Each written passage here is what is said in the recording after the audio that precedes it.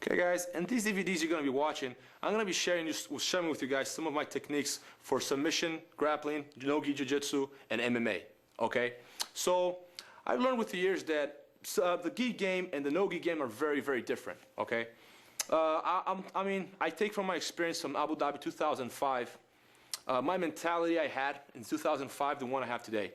Okay? When I went in 2005 to compete, I had a complete, I was someone else, okay? When I went in there to close my guard on people, go for that armbar, for that triangle, like I was taught to do with the gi, okay? But I'm not saying that these positions don't work without the gi, because they do. I'm just saying that the no-gi jiu-jitsu has evolved to a level. Abu Dhabi is such a high level that you can't expect to finish everyone with a triangle or with an armbar from the closed guard, okay? So that defeat, I lost my second fight in 2005. That really frustrated me. And I started thinking, in a different way. I started thinking, you know what, I can't rely on my arm bars. I can't rely on just triangles. I gotta have something else, okay?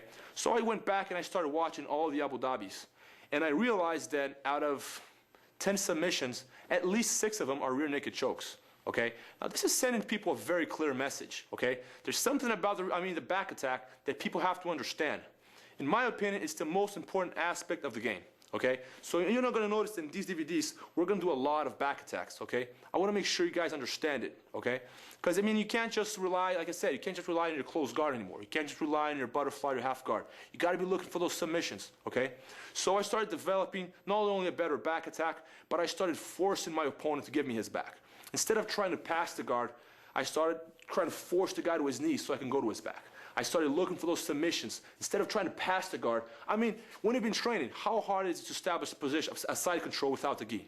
It's super hard, okay? You can pass. I'm not saying that you can't pass, but it's really hard to pass that guard because the guys are slippery, they got a good underhook, and even when you get to the side and you establish the position, how many times have you seen people submit from side control? Not so common. It happens, but it's not as common as the back, for example, okay? It's really hard. Control that side control because it's so slippery, and any mistake you make, you're back in guard, and you're back to, back to nothing, okay? So you start working the game all over again. So I started developing a game where I wasn't looking so much for the pass. I keep looking for the submission and for the back, okay? I started forcing my opponents to go to his knees so I can go to his back. I started forcing those footlocks, forcing those Bravo chokes, forcing those guillotines so I can look for the submissions, and when I found those submissions, you know what? The positions were there. When the guy's blocking the submissions, he ends up giving you a lot more than just a submission. He ends up giving you side control, he gives you the mount, he gives you the back, he gives you all these positions. So instead of whereas in orthodox jiu-jitsu, people will be looking to pass the guard, they'll be looking to establish that side control, they'll be looking to put that knee in the belly, and then go to mount, and then armbar, or and then go to the back. Forget that. Just go to the submissions. Keep looking for those submissions. They're out there. You got guillotines, you got Bravo chokes, you got the, you got footlocks, they're everywhere.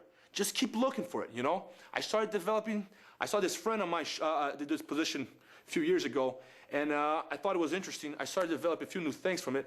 I call it the body lock, okay? It's really interesting, instead of just, going with the flow and doing what everything else does, you gotta start thinking outside the box. You gotta start looking for different things. You gotta start looking for different submissions. That's kind of how I started what people over here call a rubber guard. I started using the rubber guard when I was a blue belt, You know why? Because I think that, if you're flexible, you got to use that flexibility. So you got to start looking for different positions. You got to start looking for those triangles, arm bars, where they're not the usual setup as everyone else does. You got to start looking for the different setups. You got to, you got to surprise your opponent. You got to make them look, thinking that you're doing one thing when you're actually looking for something else. Okay? So this is just like some personal experiences I had. I hope you guys understand and learn from what I'm doing, and like I always say this, I can show you a million submissions from the closed guard, but that's not what I'm here to do. I can show you a million submissions from, side control, but that's not what I'm here to do right now.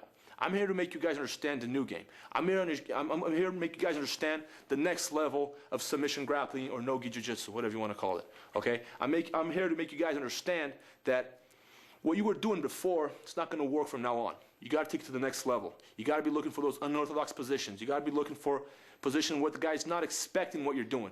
Okay? Can't just rely on that armbar from the closed guard anymore. You know why? People are defending it. So I'm here to take your game to the next level.